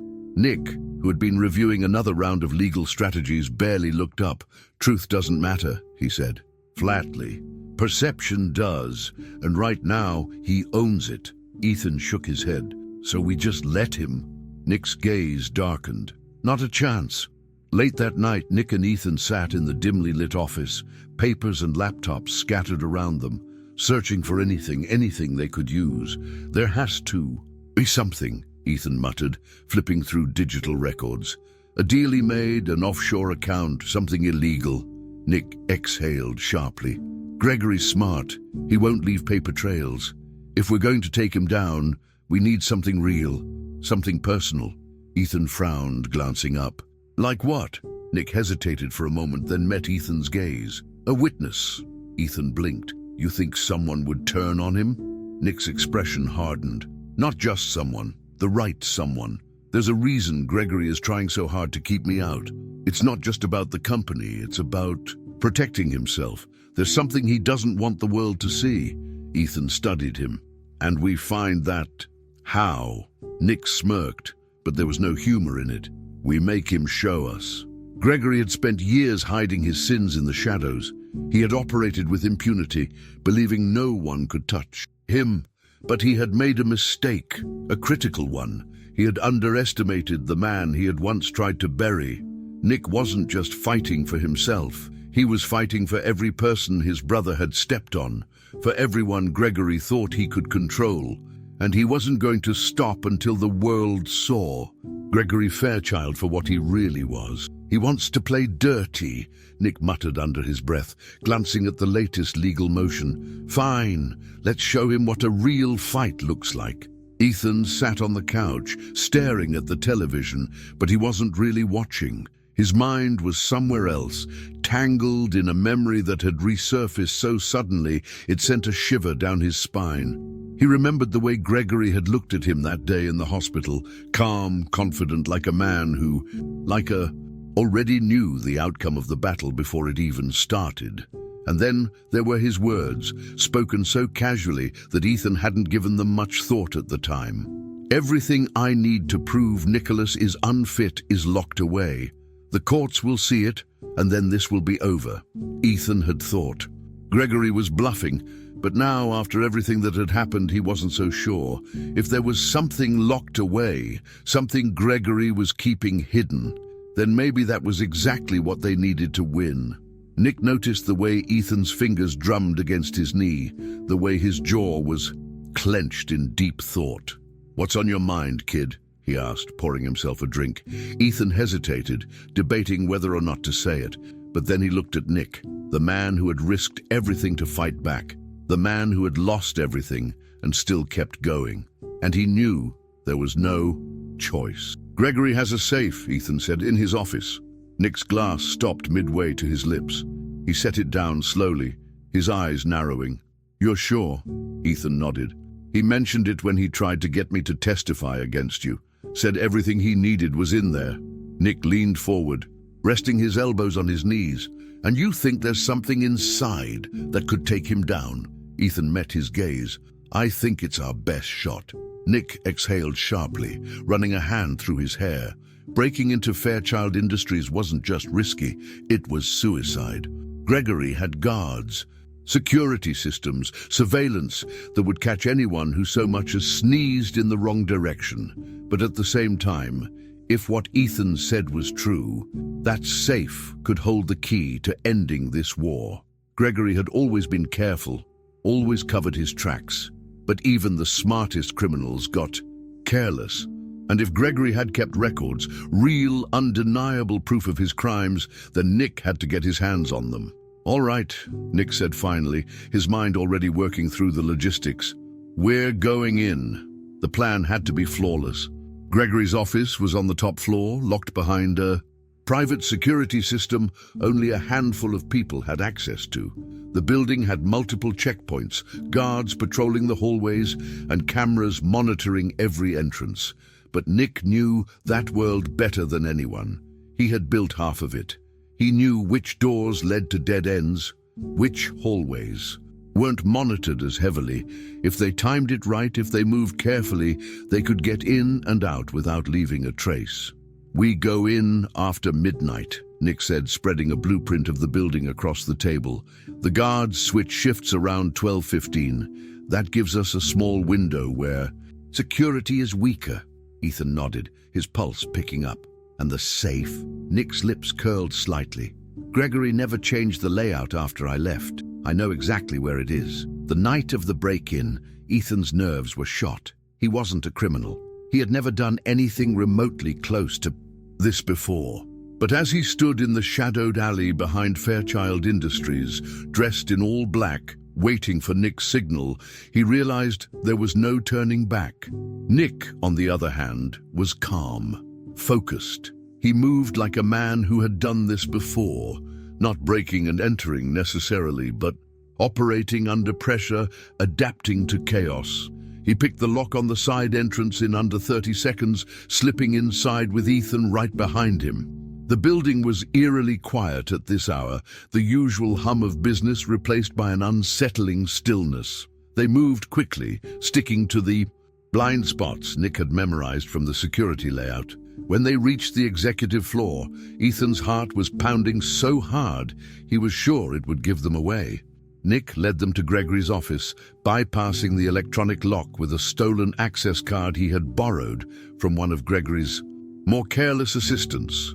The door clicked open and they stepped inside. It was exactly as Nick remembered, pristine, calculated, every inch of the room designed to exude power. But they weren't here to admire the decor.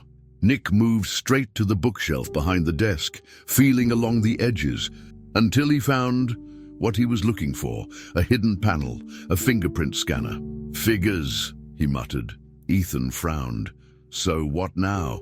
We don't exactly have Gregory's hand lying around." Nick smirked. "We don't need it." He pulled a small device from his pocket, a biometric override scanner. "Technology has improved a lot since I left." He placed it over the scanner, and after a few tense seconds, the safe clicked open. Inside, stacked in neat piles, were folders, dozens of them. Nick pulled one out and flipped it open. His stomach twisted. Inside were bank statements, offshore accounts, evidence of bribes paid to politicians, judges, and law enforcement. There were contracts, real contracts, detailing hit jobs, people Gregory had ordered to be silenced. This wasn't just corporate fraud. This was a blueprint of a criminal empire. Ethan looked over Nick's shoulder, his breath catching. "Jesus!" Nick's grip on the folder tightened. "This isn't just about me," he said quietly, his voice laced with something dark. "It's about every person he's destroyed." He turned to Ethan, his jaw set. "We end him with this." Ethan nodded, but there was something else, something unspoken in the air between them. They had what they needed. They had proof. But Gregory wasn't the kind of man who went down quietly. And now that they had crossed this line, there was no going back. Nick took one last look around the office, then closed the safe. He turned to Ethan, holding the folder in his hands, the weight of it heavier than anything he had ever carried before. "We hit him hard," Nick said, his voice steady. "We make sure he never recovers." Ethan swallowed, nodding. "Let's do it." As they slipped out of the building, Nick knew one thing for certain. Gregory Fairchild's reign was about to come, crashing down, and this time there would be no escape. The moment the documents were released, the world erupted into chaos. Nicholas Fairchild had detonated a bomb in the heart of the corporate elite, and the explosion was felt in every corner of the country. News anchors struggled to keep up with the flood of revelations. Embezzlement, money, laundering, offshore accounts tied to political bribery. But the real shock came when the murders were exposed. Gregory Fairchild hadn't just stolen power, he had silenced those who stood in his way. Within hours, the FBI launched an official investigation, and Gregory's empire, once untouchable, was crumbling in real time. Board members scrambled to distance themselves. Investors withdrew in panic. Fairchild Industries' stocks plummeted. And at the center of it all, standing in the eye of the storm, was Nick. He watched from a hotel suite, his laptop open to a live news broadcast. Ethan sitting beside him, hands clenched into fists. Every major network was running the story. Gregory Fairchild, the fall of a dynasty, billionaire fugitive, the shocking crimes of a corporate kingpin. But the headline that stood out the most, the one that made Nick exhale slowly, was the simplest. Nicholas Fairchild breaks his silence. He had won. At least on paper. Gregory had been exposed, his crimes laid bare for the world to see. The justice system was moving fast, too fast for Gregory to maneuver his usual way out. Arrest warrants had been issued. The FBI was raiding his properties. The government had frozen his accounts. But Nick knew his brother better than anyone. Gregory wasn't the type to sit back and accept defeat. Ethan was the first to voice the thought that had been gnawing at both of them. "He's going to come after you," he said, his voice steady despite the weight of the words. Nick didn't look away from the screen, watching as footage of FBI agents carrying boxes of evidence played on repeat. "I know." Ethan shifted in his seat, frustration evident. "So what do we do?" Nick finally turned to him, his expression unreadable. "We prepare." Ethan let out a sharp breath, shaking his head. "For what?" "The guy's ruined, Nick. His accounts are gone, his people are flipping on him. What else does he have left?" Nick met his gaze, and for the first time since this had started, Ethan saw something in his eyes that made his stomach turn. "Desperation," Nick said, simply. "And a desperate man is more dangerous than a powerful one." Gregory had vanished the moment the news broke. The FBI had raided his penthouse, his private jet hangars, even his overseas properties. He was nowhere to be found. Some believed he had fled the country, but Nick knew better. Gregory wasn't running. He was regrouping. He had spent his life controlling every outcome, shaping reality to fit his desires. Losing wasn't in his nature, and now, with everything stripped away, he had nothing left to lose. That made him unpredictable. And unpredictable men were killers. Nick had seen it before, in boardrooms and backrooms, in whispered threats and well-timed accidents. Gregory had always been willing to destroy anyone who stood in his way. And now, Nick was the last obstacle left. Ethan exhaled sharply, running a hand through his hair. "So what do we do?" he repeated. Nick stood up, rolling his shoulders back, his mind already shifting into the next phase. "We don't wait for him to come to us," he said. "We find him first." Ethan stared at him. "And then what? Turn him in?" Nick's lips curled slightly, but there was no humor in it. "If we're lucky." Ethan frowned. "And if we're not?" Nick didn't answer. He didn't have to. The implications were clear. If Gregory had the chance, he wouldn't hesitate. This wasn't about money or power anymore. This was personal. A wounded animal backed into a corner didn't surrender. It attacked. The weight of everything crashed down on Ethan all at once. His grandmother was gone. His life had been turned upside down, and now he was sitting in a hotel suite with a man who had once been a billionaire, plotting how to stop a fugitive from coming back to kill them. He let out a dry laugh, shaking his head. "This isn't my life," he muttered. Nick glanced at him. "It is now." Ethan sighed, rubbing his face. "I just wanted to help my grandma," he admitted, voice barely above a whisper. "I just wanted enough money to keep her safe." Nick sat back down, his expression unreadable. "You did what you could," he said. "And now you have a choice. You can walk away. You can pretend none of this ever happened, or you can stay and see it through." Ethan looked at him for a long moment. He thought about running, about disappearing into some quiet part of the world where Gregory Fairchild was just a name on a screen. But then he thought about Martha, about how she had fought every day to give him a life worth living, about how she had believed in people, in doing the right thing, even when the world wasn't fair. And then he thought about Nick, a man who had lost everything, who had been buried by his own family and still chose to stand up and fight. Ethan exhaled. "I'm not going anywhere." Nick nodded, as if he had expected that answer. "Good," he said, "because this isn't over." He leaned forward, his voice turning colder. "Not until Gregory Fairchild is exactly where he belongs." Nick read the message, his grip tightening on the phone until his knuckles turned white. "If you want to see him alive, come alone." There was no signature. None was needed. He knew exactly who had sent it. Gregory had made his move, and this time he wasn't hiding behind lawyers, judges, or corporate empower plays. This wasn't a boardroom battle or a carefully constructed PR war. This was something primal, something ugly. Gregory wanted him to come alone.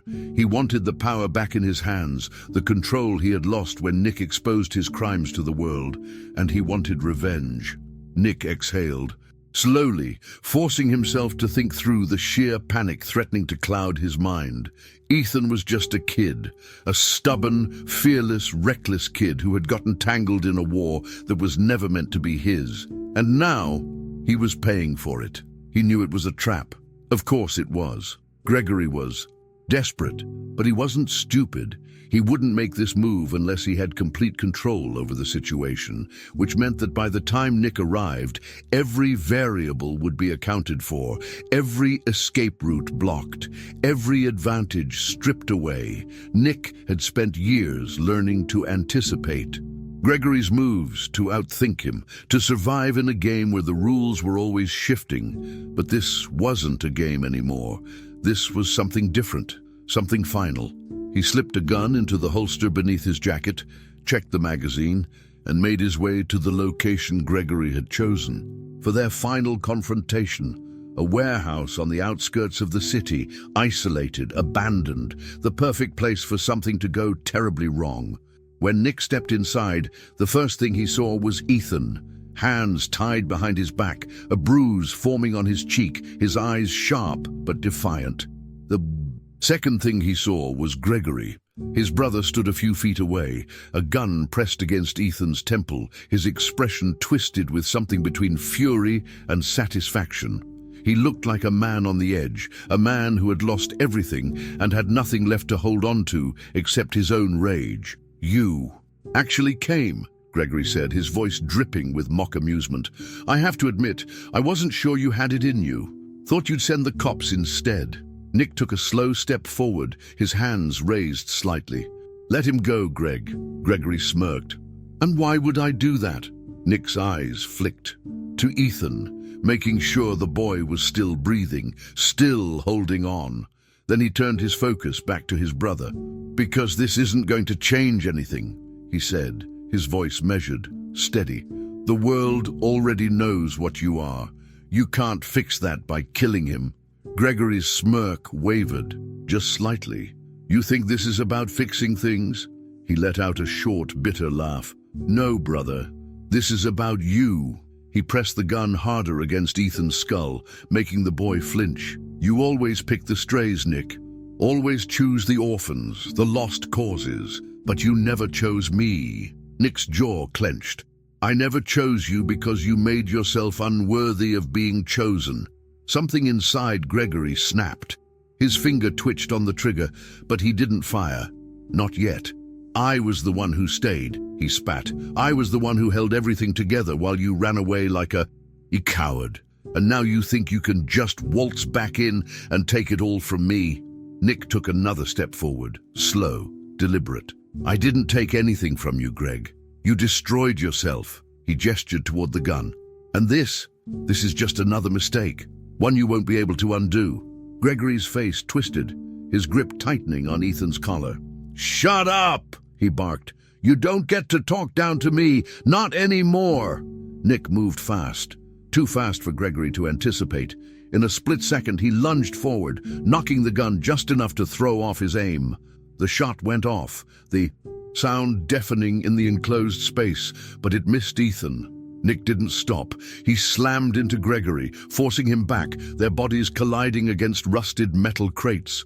The gun fell from Gregory's grip, clattering to the floor, and Ethan scrambled out of the way, kicking it toward Nick.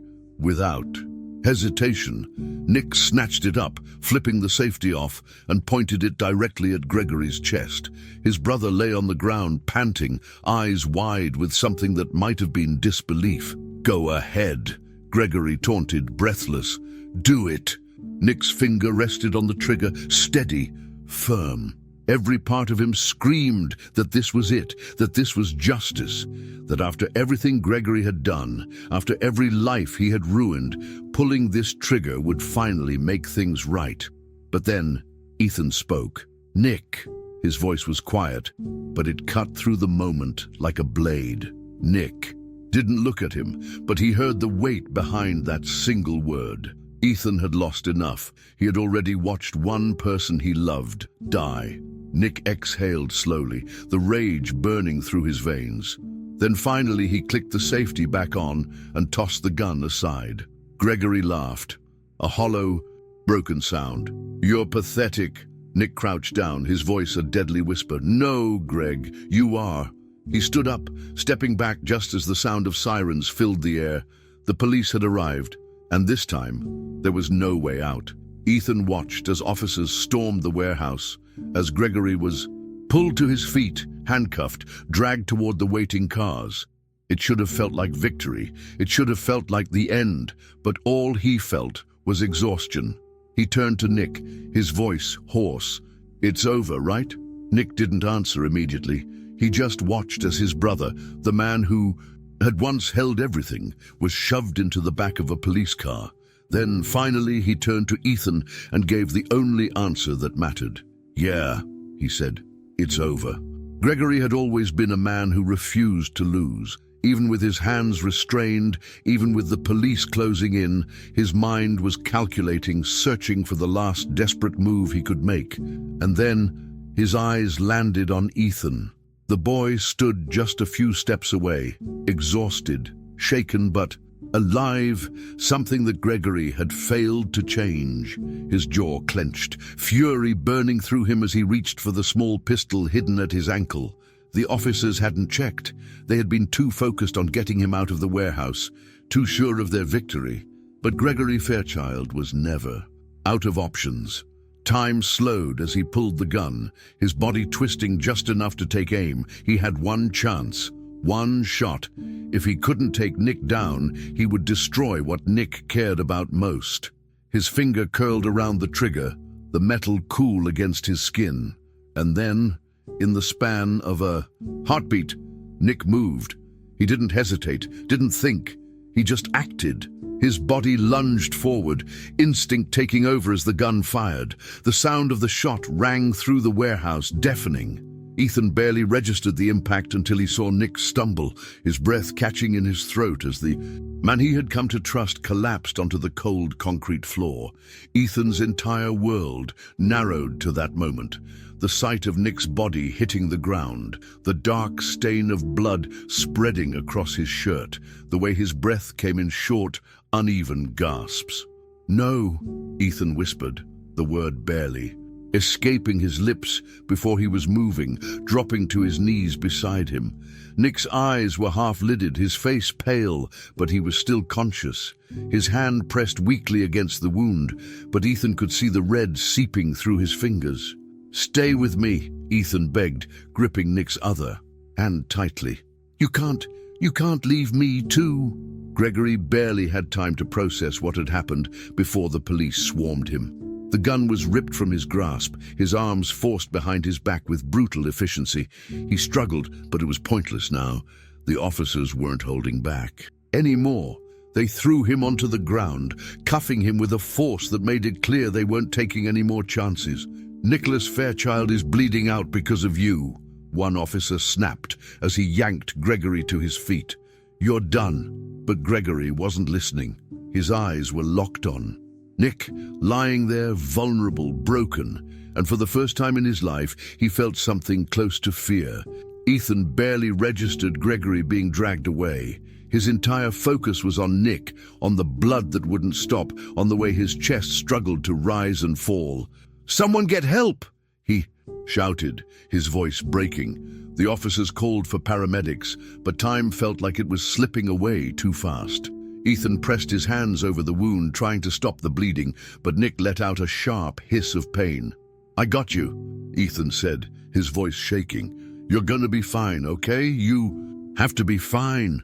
Nick's lips twitched, the ghost of a smirk appearing despite the agony twisting his features. You always were a stubborn kid, he murmured, his voice barely audible.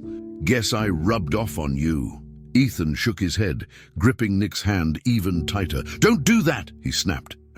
His throat burning.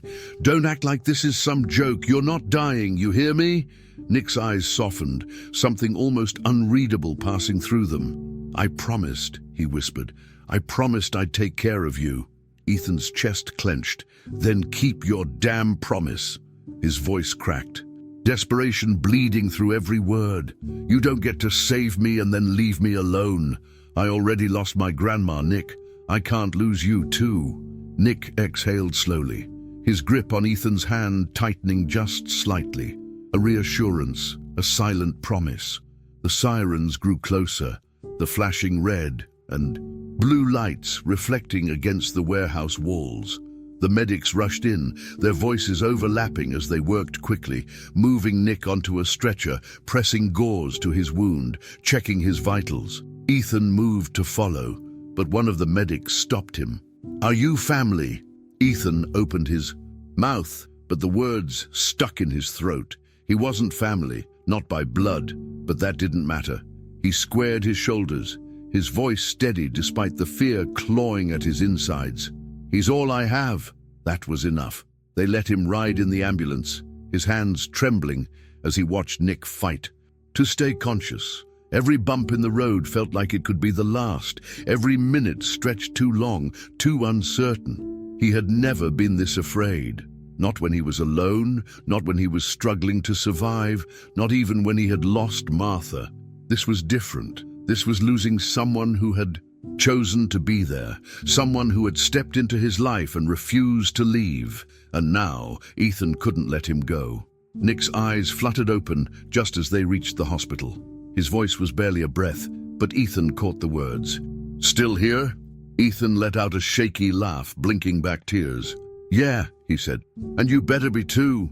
Nick's lips curved into the faintest smile before his eyes closed again, the medics wheeling him through the emergency doors. Ethan stood there, frozen, watching until Nick disappeared inside. He felt hollow, he felt helpless, but most of all, he felt something he hadn't in a long time: hope. The courtroom was packed. Reporters filled the benches, their cameras ready to capture the final downfall of the man who had once ruled over Wall Street with an iron grip.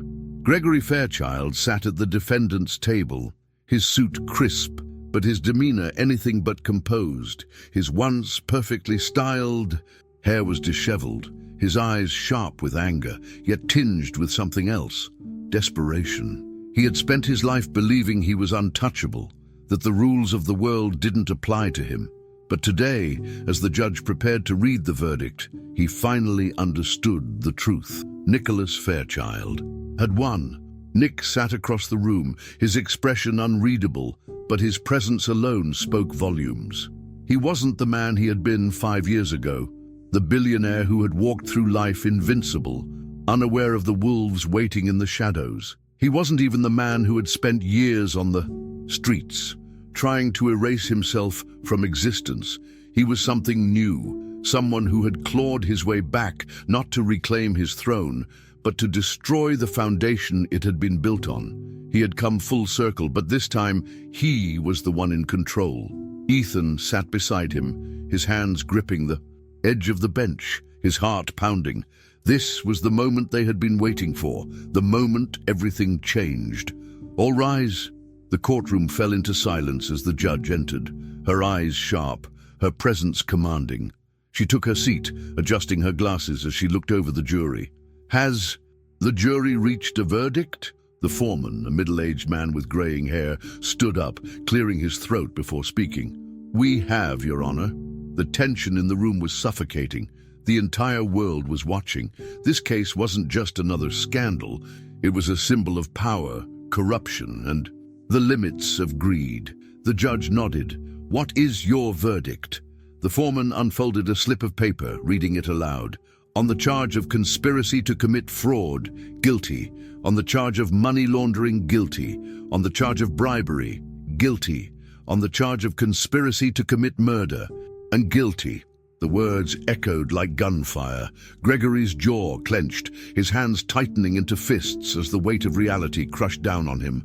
There was no deal, no escape, no last-minute lifeline. The judge turned to him, her expression severe.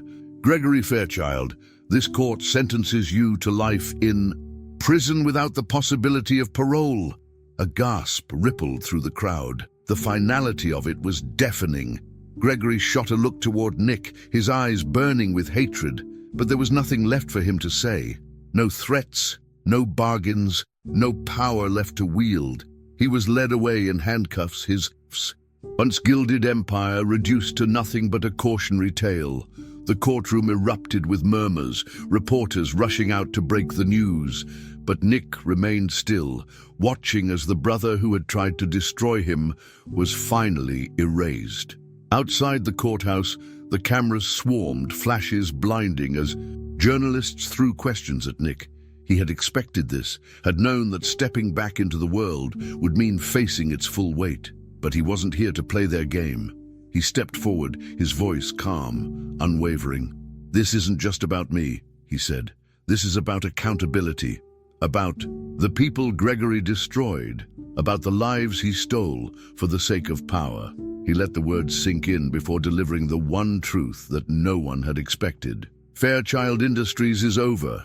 The reporters went silent for a fraction of a second before chaos erupted. "What do you mean? You're selling it? You fought so hard to take back your legacy, and now you're giving it up." Ethan watched from the side, arms crossed as he tried to process the words himself. He had spent months watching Nick reclaim his life, fighting tooth and nail to prove who he was. And now, when he had finally won, he was walking away. As the press continued their relentless questioning, Nick turned, walking toward Ethan. He didn't need to explain himself to the world, but he owed Ethan an answer. The boy looked up at him, brows furrowed in confusion. "So, that's it?" Ethan asked. "You're just letting it go?" Nick exhaled, a small smirk playing at his lips. "That company was never my future," he admitted. "It was a cage, Ethan, one I was forced into the day I was born." He gestured toward the towering Fairchild Industries building in the distance. "I don't want to spend my life guarding something that never made me happy." Ethan frowned. "So what are you going to do with all that money?" It was a fair question. Nick had just taken back control of one of the most powerful corporations in the country. Selling it would make him one of the richest men alive. But for the first time, his wealth wasn't a burden. It was an opportunity. He looked at Ethan, his smirk fading into something more serious. "I'm going to make sure no one has to grow up the way you did," he said simply. "No more kids left on their own. No more people slipping through the cracks." He crossed his arms. "Gregory used his power to take from people. I'm going to use mine to give it back." Ethan didn't respond right away. He had spent his entire life believing that money corrupted, that the rich only looked out for themselves. But Nick had proven otherwise. He had given up everything, his empire, his legacy, not for power, but for something greater. And for the first time, Ethan realized that Nick wasn't just a man who had lost his fortune. He was a man who had finally found himself. "That's kind of badass," Ethan admitted, shoving his hands into his pockets. Nick chuckled, shaking his head. "You're not wrong." The two of them walked away from the courthouse, leaving the flashing cameras and screaming reporters behind. For the first time in years, Nick felt free. There was no more running, no more hiding, no more ghosts from his past waiting to pull him under. He had made his choice. He had rewritten his story, and now he was finally ready to start living it. The papers were laid out neatly on the lawyer's desk, a stark contrast to the chaotic life Ethan had lived up until now. He sat there, staring at the crisp white documents, his fingers gripping the armrests of his chair so tightly his knuckles turned pale. He had spent years feeling like a ghost, slipping through the cracks of a world that never seemed to notice him. But now, for the first time, he wasn't just being noticed, he was being claimed, legally, permanently. The idea felt too big, too overwhelming to wrap his mind around. He glanced up at Nick, who sat across from him, expression in calm but expectant, as if waiting to see if Ethan would bolt out the door before signing his name. The lawyer cleared his throat, pushing a pen toward Ethan. "Whenever you're ready." The words were simple, professional, but they held a weight that pressed down on Ethan's chest. He could still hear Martha's voice in the back of his mind, telling him he was strong, that he wasn't alone. She had spent her last moments making sure he would be okay. And now, Nick was finishing what she started. A part of Ethan still wasn't sure how he had ended up here, not just in this office, signing adoption papers, but in Nick's life at all. There had been a time not so long ago when he would have scoffed at the idea of trusting anyone, when the only person he could rely on was himself. But Nick had shattered that belief. He had shown up again and again when he didn't have to, when it would have been easier to walk away. And now he was making it official. Ethan picked up the pen, his fingers slightly unsteady as he brought it to the page. His name had never meant much before. It had been a thing teachers called out, a thing printed on cheap ID cards, a thing that barely seemed to belong to him. But today, it was different. Today, his name wasn't just his, it was part of something bigger. He scrawled the letters across the dotted line, his breath catching slightly as he finished. The lawyer nodded, taking the papers and sliding them into a folder. "That's it," he said. "It's official." Ethan sat back, letting the words sink in. Official. He had a home now, a family, a future, and for the first time, it didn't terrify him. Nick watched him carefully, leaning back in his chair, his hands clasped together. "You all right, kid?" Ethan let out a breath, running a hand through his hair. "I guess it just doesn't feel real." He looked up, his voice quieter now. "I spent so long thinking nobody wanted me." Nick's expression softened, but there was something firm behind his gaze. "That's not true," he said. "Your grandma wanted you, and I wanted you." Ethan swallowed hard. "Yeah, but you didn't have to." Nick smirked slightly. "Neither did you." Ethan frowned. "What?" Nick shrugged. "You didn't have to trust me, didn't have to stick around, but you did. We saved each other, kid. This just makes it official." Ethan felt something tighten in his chest, something he hadn't let himself feel in years. Belonging. When they walked out of the office, the air felt lighter. There were no reporters waiting, no looming threats in the shadows, no past ghosts clinging to their heels. Just the two of them, stepping into a world that, for once, didn't feel so hostile. Nick ruffled Ethan's hair as they made their way to the car, a habit Ethan pretended to hate, but secretly didn't mind. "So, what now?" Ethan asked as they pulled onto the road. Nick raised an eyebrow. "That's up to you," Ethan snorted. "That's a dangerous amount of power to give a teenager." Nick chuckled. "Good. And think I'm the responsible adult here?" Ethan shot him a look. "Says the guy who broke into a high-security office and took down a criminal empire." Nick smirked. "Details." They drove in comfortable silence for a while before Ethan spoke again, his voice quieter this time. "Thank you." Nick glanced at him. "For what?" Ethan hesitated, then met his gaze. "For not giving up on me." Nick's smirk faded, replaced by something softer, something real. "You saved me first, kid." The words hung between them, heavy with meaning. Ethan had thought, for the longest time, that needing someone made him weak, that letting people in only led to disappointment. But Nick had proven otherwise. He had shown Ethan that family wasn't just about blood, it was about choice. And Nick had chosen him. As they pulled into the driveway of the house Nick had bought, not a mansion, not a towering estate, just a home, Ethan felt something settle inside him. He wasn't just a survivor anymore. He wasn't just a kid drifting through life, waiting for the next bad thing to happen. He was part of something now. He had someone who would always be there, someone who had already risked everything for him. And as stepped inside, into the warmth of a place that no longer felt temporary, Ethan realized something. For the first time in his life, he wasn't alone, and he never would be again. Ethan stood at the edge of the cemetery, hands tucked into the pockets of his jacket, staring at the weathered gravestone that bore his grandmother's name. Years had passed, but the ache of losing her had never truly faded. It had changed, settled into something softer, a weight that he carried with him, but one that no longer crushed him. He had spent so long fearing that he would always be alone, that the world would keep taking from him until there was nothing left. But now, standing there, he understood what Martha had always tried to tell him. He had never been alone. He had just needed to find the right person to remind him of that. Nick stood beside him, older now, but still very much the same. There were more lines on his face, a few strands of silver threading through his dark hair, but the sharpness in his eyes remained. He had changed too, but in ways that mattered. He no longer carried the weight of a name that once felt like a prison. He no longer lived in the shadows of a past he had spent years running from. He had built something new, something real, and Ethan had been a part of that every step of the way. "You sure you're ready for this?" Nick asked, his voice quieter than usual. Ethan exhaled slowly, then nodded. "Yeah." They walked forward together, the gravel crunching beneath their feet as they approached Martha's grave.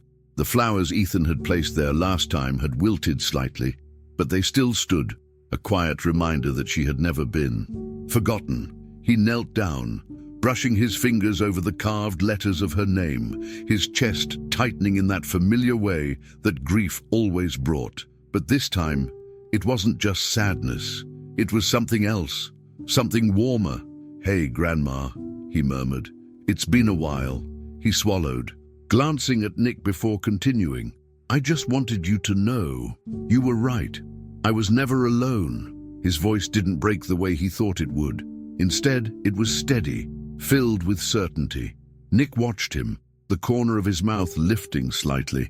He hadn't needed to say anything to know what this moment meant for Ethan. It had been a long road to get here, one filled with loss and pain, but also with hope, with choices that had led them both to this exact point. "She'd be proud of you," Nick said, placing a firm hand on Ethan's shoulder.